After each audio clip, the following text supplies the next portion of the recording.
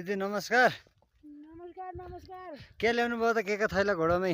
मल भाइ मैल। मल अनि तपाईँ मैला बोक्नु हुँदैन? मैला बोक्न सकिन्न भाइ, टाढा छ, घरको हुन्छ। खेती धेरै छ कि हो त हौ? खेती धेरै छ, त्यही भएर घोडामा बोकाउनुहुन्छ? त्यही भएर घोडामा बोकाउनुहुन्छ। अनि घोडा कहिले किन्नु भएको छ त?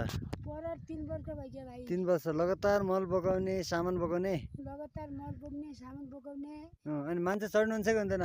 मान्छे छोरो मान्छे चढ्छ, म चढ्न सक्दैन। हो, अनि त्यसो भए मल बोक्नु त सुविधा भयो होला? मल बोक्नु त धेरै सुविधा भएको छ। अनि घोडा किनेमा बुढाले के धन्यवाद दिन चाहनुहुन्छ? धन्यवाद दिन चाहनुहुन्छ। बुढा किन?